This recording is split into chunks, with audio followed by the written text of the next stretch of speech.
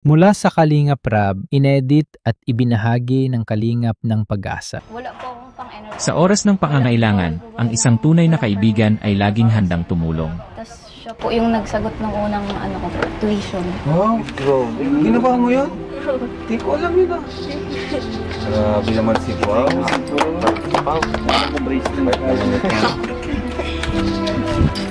Grabe.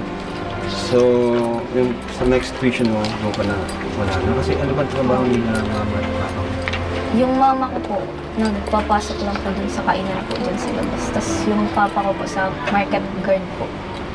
Yung sa palengke po. Papa mo. Okay ba sila? Sila pa rin ba? O naghiwalay sila? Naghiwalay po sila pero yung nakaraan na. Pero wala po dyan yung papa ko, yung mama ko lang po. May mga kapatid ka ba? Opo, 5 po kami. Asan sila ngayon? Nandyan po. Nandito rin lahat? Panganay ka pa? Pangilan ka? Pangalawa po sa panganay.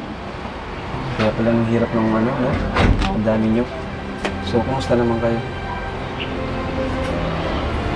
Okay lang kami. Pumapasok ka pa? Hindi na. Hindi. Eh, sayang naman. Sayang. Kung titigil ka, ano ba plano mo sana kung yun nga? Nagpasok pa po ako last na ano po, midterm. Tapos ngayong prelim po, mag-exam po po. So, gusto huwag kang maya sa amin. Kasi nandito na kami para tulungan ka. Tapos, porsigido din po kasi si Pao ang tulong sa akin. Lagi po nag-chat na kukulitin ka daw po niya. Nakulitin niya ako. Opo, kasi Iyak lang ang kulit niya. Makulit talaga. Iyak na rin si Pao, guys. Iyak na rin. Tunay na kaibigan. Off ka man o ano, talagang tutulungan. Ups and down. Ups and down. Kahit wala nakakaalam siya kasi silang dalawa lang.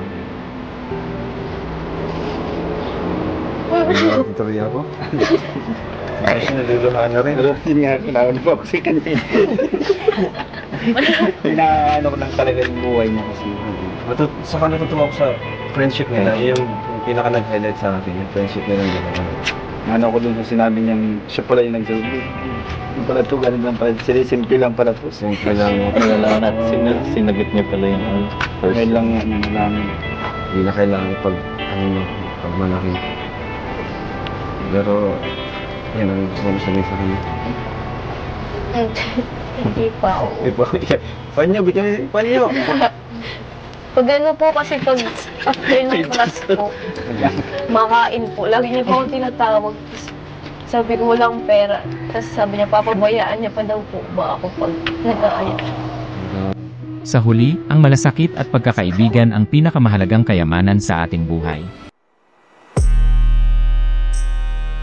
Thanks for watching this transformative video. Layunin naming magbahagi ng pag-asa at inspirasyon. Panuorin ang buong kwento sa vlog ni Kalingap Rab.